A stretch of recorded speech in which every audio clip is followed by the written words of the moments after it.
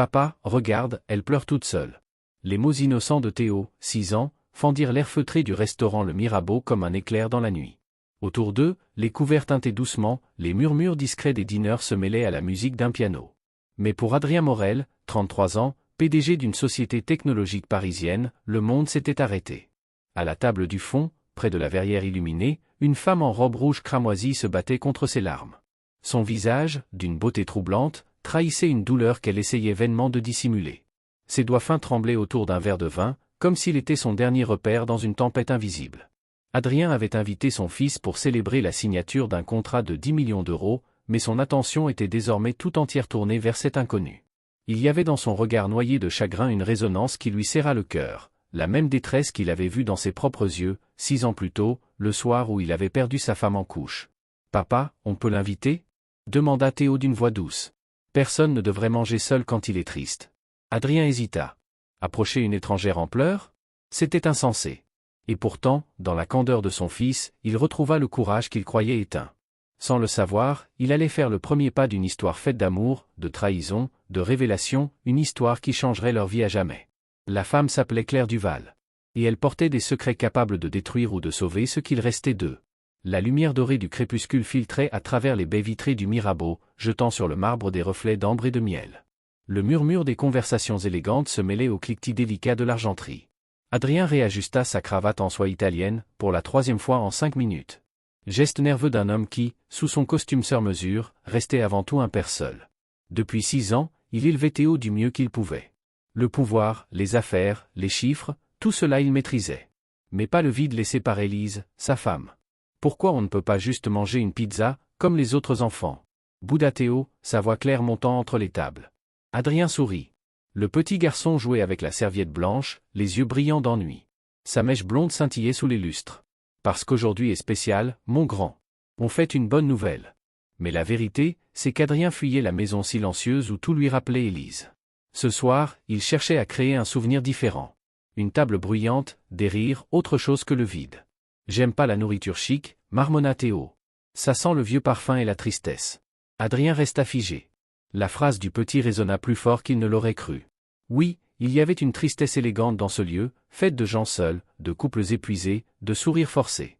Quand un serveur les conduisit à leur table, Adrien balaya la salle du regard. Son instinct d'entrepreneur remarqua chaque détail, le reflet des bougies sur les verres, le ton feutré des conversations, les visages. Et soudain, il la vit. La femme en rouge. Elle tenait son verre des 2 mains.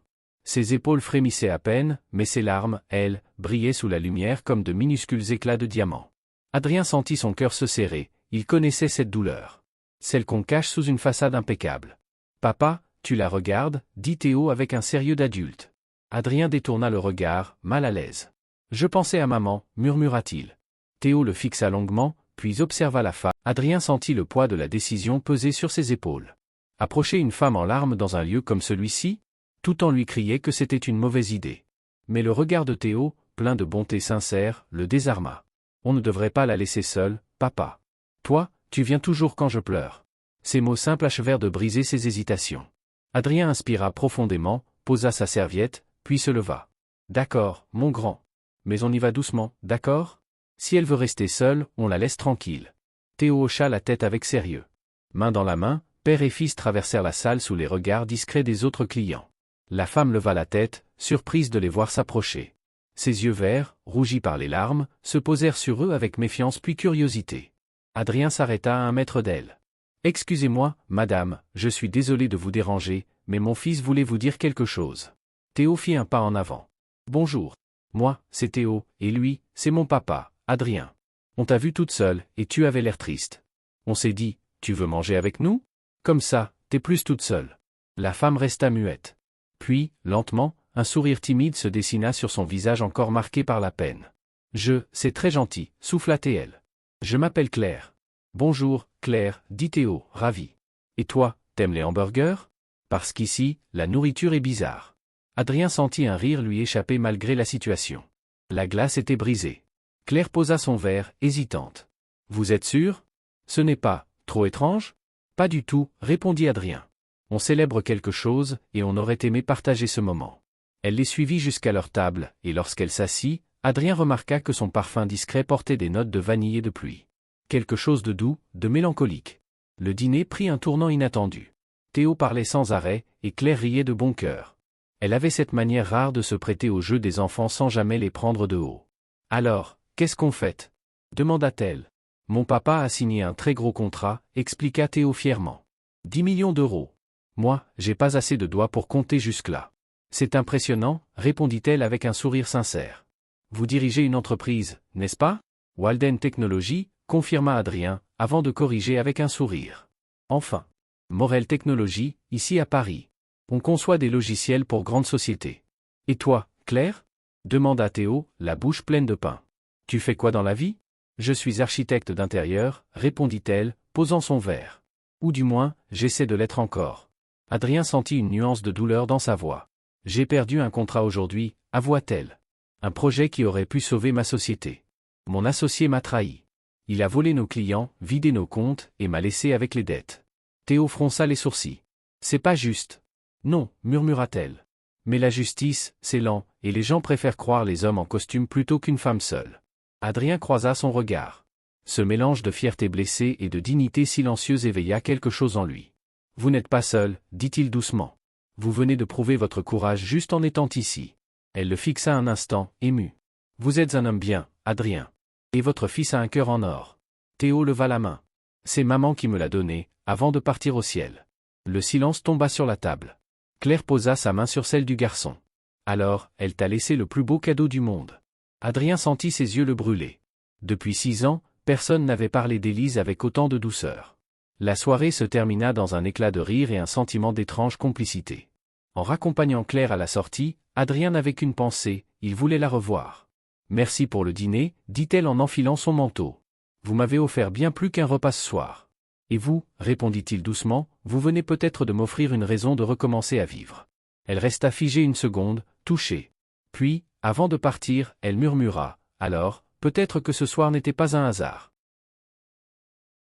Le réveil vibra doucement sur la table de chevet d'Adrien. Le souvenir de la veille lui revint aussitôt, le rire cristallin de Claire, les yeux brillants de Théo, la chaleur inattendue de cette soirée. Il n'arrivait pas à se souvenir de la dernière fois qu'il avait ressenti ça, une légèreté sans culpabilité. Sur le plan professionnel, Adrien Morel était un stratège redoutable, un homme dont la maîtrise inspirait confiance et distance. Mais depuis 6 ans, il n'avait plus ri vraiment. Claire avait fissuré quelque chose, ramené une couleur qu'il croyait effacée. Il sortit de sa rêverie lorsque Théo déboula dans la chambre, une chaussette bleue et une verte. « Papa, tu crois qu'on va la revoir, la dame en rouge ?» Adrien haussa un sourcil amusé. « Peut-être. Pourquoi ? Parce qu'elle sourit mieux que toi, répondit Théo avec une logique désarmante. Le téléphone vibra sur la table. Un message inconnu. Merci pour hier soir. Vous et votre fils avez été ma lumière dans une journée très sombre. Claire. Adrien sentit son cœur battre plus fort. Il hésita, puis répondit. Le plaisir a été partagé. Si vous voulez, on peut prolonger la lumière autour d'un café ? Quelques secondes plus tard, 3 mots. Avec joie. Demain ? Le lendemain, le café Les Colonnes du Luxembourg baignait dans une lumière douce. Claire était déjà là, un carnet ouvert devant elle, un cappuccino à moitié bu. Lorsqu'elle leva les yeux, Adrien eut le souffle coupé, sans maquillage, sans la façade élégante du restaurant, elle semblait encore plus belle, vulnérable, vraie. « Vous êtes venu ?» dit-il en souriant. « Vous aussi » répondit-elle. Ce n'était pas gagné. Ils parlèrent longtemps. De tout et de rien. De leurs enfances, de Paris, de la solitude qu'on cache sous les réussites. Claire raconta comment son associé l'avait ruinée. Comment les banques la harcelaient. Comment elle avait failli tout abandonner. « Et vous ?» demanda-t-elle. « Vous semblez porter une tristesse silencieuse. » Adrien fixa sa tasse. « Ma femme est morte en mettant notre fils au monde. J'ai passé des années à la haïr pour m'avoir quitté, et à me haïr pour avoir survécu. » Le silence qui suivit ne fut pas gênant. Il était chargé d'une compréhension rare. Claire posa doucement sa main sur la sienne. « Alors on se ressemble plus que je ne le pensais. » Adrien leva les yeux. « Vous avez perdu quelqu'un ? » Pas une personne, murmura-t-elle. Un rêve. Et une partie de moi avec. Un serveur vint déposer un croissant doré entre eux. Théo aurait dit que c'était le genre de croissant qui donne envie d'oublier d'être triste. Adrien sourit à cette pensée. Vous savez, dit Claire en le fixant, je ne crois pas au hasard. Peut-être que nos blessures se sont reconnues avant nous. Il resta un moment à la contempler. Dans ses yeux, il vit non pas la fragilité d'une femme brisée, mais la force d'une âme en reconstruction. Alors, si ce n'est pas le hasard, qu'est-ce que c'est ? Demanda-t-il doucement. Peut-être, la vie qui insiste. À cet instant précis, Adrien sut qu'il ne voulait plus fuir la sienne. Les jours suivants, Adrien ne pensa qu'à elle. Chaque matin, il relisait son message comme un adolescent redécouvrant la légèreté de l'espoir. Le bureau, les réunions, les chiffres, tout semblait soudain secondaire. Mais une idée le hantait, Claire cherchait du travail, et lui, un foyer plus vivant. Et s'il pouvait lui offrir les deux? Ce soir-là, alors que Théo dessinait des dinosaures sur la table du salon, Adrien composa son numéro. « Claire ? C'est Adrien. J'ai une idée un peu folle. » Elle rit doucement. Les idées folles sont parfois les meilleures. Vous avez dit être architecte d'intérieur. Mon appartement, lui, ressemble à un musée sans âme. Il faudrait quelqu'un comme vous pour y mettre de la vie. Un silence. Puis, vous me proposeriez de vous redécorer? De redonner un sens à cet endroit, corrigea-t-il. Et je vous paierai comme il se doit. C'est un vrai projet professionnel. Vous êtes sûr que ce n'est pas de la pitié? Non. C'est de la confiance. Et peut-être un peu d'instinct. Claire hésita, sa voix se fit plus douce. J'accepte. Mais à une condition, je veux que ce soit un vrai contrat, pas un geste de charité. Marché conclu, répondit Adrien. 2 jours plus tard, elle arriva chez lui. Habillée d'un jean clair et d'une chemise blanche, son carnet sous le bras, elle semblait transformée, professionnelle, concentrée, mais avec ce même éclat fragile dans le regard. Vous aviez raison, dit-elle en entrant. C'est très masculin ici. Théo, qui accourait déjà, éclata de rire. Moi je dis que tout est marron. Même les rideaux sont tristes. Adrien leva les yeux au ciel. Voilà mon meilleur critique. Claire parcourut les pièces avec attention, effleurant les murs, observant la lumière. Les fondations sont belles. Mais ce lieu ne raconte rien de vous, Adrien. C'est un décor sans âme. Je suppose que c'est moi, le problème. Elle secoua la tête. Non. C'est le deuil. Ils vident les maisons de leur cœur. On va le remplir à nouveau. Le mot « on » fit vibrer quelque chose en lui. Pendant les semaines suivantes, la transformation commença. Les murs s'ouvrirent, les couleurs changèrent. Le salon se remplit de lumière, d'objets choisis avec soin. Claire venait chaque matin, discutait avec Théo, riait souvent. Adrien découvrit qu'elle adorait chanter en travaillant, qu'elle connaissait par cœur des chansons de Barbara, et qu'elle dessinait des croquis magnifiques. Et chaque jour, elle effaçait un peu plus le froid de cette maison, et celui qu'il portait dans son cœur. Un soir, alors qu'ils admiraient la première pièce terminée, Théo déclara simplement. On dirait qu'elle a mis de la chaleur dans les murs. Adrien sourit. C'est exactement ça. Claire détourna les yeux, émue. Peut-être parce que je la cherchais, moi aussi, cette chaleur. Et pour la première fois depuis des années, il sentit qu'il ne voulait plus seulement guérir, il voulait recommencer à aimer. Les mois passèrent au rythme du marteau et du rire. Chaque jour, Claire apportait une nouvelle idée, une nouvelle couleur, un éclat de vie. Le salon, jadis froid comme un bureau d'avocat, baignait maintenant dans la lumière dorée du soir. Les coussins couleur sable, les plantes suspendues, le parfum du bois neuf, tout respirait la paix retrouvée. Adrien travaillait souvent depuis la cuisine, observant Claire discuter avec les artisans, tracer des lignes sur ses plans, mordiller son crayon lorsqu'elle réfléchissait. Et chaque fois qu'elle levait les yeux vers lui, il sentait une chaleur familière lui remonter jusqu'au cœur. Un soir, alors que Théo s'endormait, ils restèrent seuls dans la pièce rénovée. Claire caressait distraitement la table fraîchement vernie. « Vous savez, dit-elle, il n'y a rien de plus intime que de redonner vie à un lieu habité par le silence. » Adrien la regarda longuement. « Et parfois, ce lieu, c'est nous. » Elle baissa les yeux, un sourire tremblant au coin des lèvres. « Peut-être. Mais certains murs sont plus difficiles à reconstruire que d'autres. »« Les vôtres ou les miens ?»« Les nôtres, murmura-t-elle. » Leurs regards se croisèrent, plus longtemps que la bienséance ne l'aurait permis. Et ce fut le premier silence qui ne faisait pas mal. Les jours suivants, quelque chose changea. Leur complicité prit une tournure plus douce, plus tendre. Adrien la raccompagnait jusqu'à sa voiture, leurs mains se frôlaient, leur rire devenait murmure. Un samedi matin, alors qu'ils inspectaient la nouvelle verrière du salon, Théo arriva avec un dessin à la main. « Regarde, papa. J'ai fait un plan pour la maison. Là, c'est toi. Là, c'est moi. Et là, c'est Claire. » Elle sourit, émue. « Oh, et je dors où ? » ?»« Avec nous, évidemment. » Répondit-il comme si c'était la chose la plus logique du monde. Adrien sentit son cœur se serrer, pris entre la tendresse et la peur. Claire, elle, baissa les yeux. « Les enfants ont parfois raison avant nous. Et toi, tu penses quoi ?» demanda-t-il doucement. « Que depuis que je vous ai rencontré, j'ai arrêté de me sentir seul. » Ces mots simples firent tomber les dernières barrières. Adrien s'approcha, hésitant, puis posa une main sur sa joue. « Tu as redonné de la couleur à ma vie, Claire. » Elle ferma les yeux. « Et toi, tu m'as rappelé ce que c'est de respirer sans douleur. » Leur premier baiser eut le goût du vin rouge et des promesses qu'on n'ose pas encore formuler. Mais le bonheur, comme souvent, attire les ombres. Quelques semaines plus tard, Adrien reçut un appel anonyme. Une voix glaciale, méprisante. « Monsieur Morel, je crois qu'il est temps de parler de votre petite décoratrice. Elle vous cache des choses qui pourraient ruiner sa carrière. Et la vôtre ?» Adrien se figea. « Qui êtes-vous » ? Disons un vieil ami trahi. « Si vous tenez à elle, venez me rencontrer. Ce soir. » Seul. L'appel se coupa net. Adrien resta immobile, le souffle court. Il savait, au fond, que le passé de Claire venait de frapper à la porte. Le soir tomba sur Paris comme un rideau de velours. Adrien quitta son bureau plus tôt, l'esprit tourmenté. La voix de l'homme résonnait encore dans sa tête glaciale, calculée, presque familière. Il avait choisi le lieu de la rencontre, un bar d'hôtel à Saint-Germain, feutré, discret, l'endroit parfait pour les conversations qu'on préfère oublier. Lorsque l'homme en question se présenta, Adrien sentit sa colère monter. Costume impeccable, sourire cynique. « Je suis Marc Delcourt, l'ancien associé de Claire. Enchanté, enfin. » Adrien serra les dents. « Qu'est-ce que vous lui voulez ?»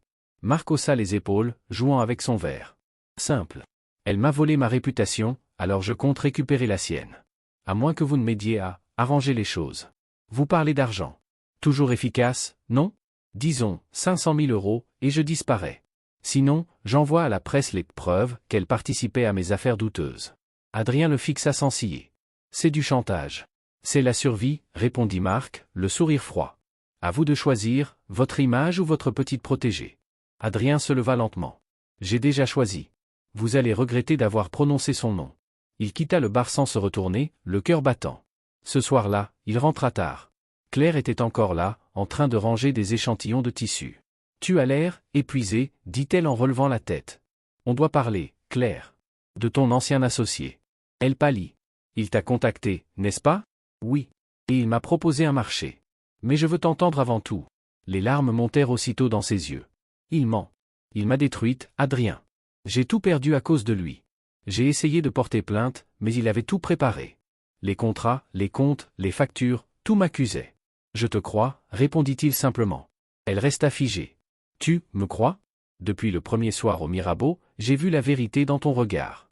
Et je ne laisserai personne te salir. » Elle s'effondra dans ses bras, soulagée, tremblante. « Tu ne comprends pas, » murmura-t-elle. « Il a encore des contacts, des gens prêts à tout pour m'enterrer. » Adrien lui caressa les cheveux. « Alors qu'ils essaient.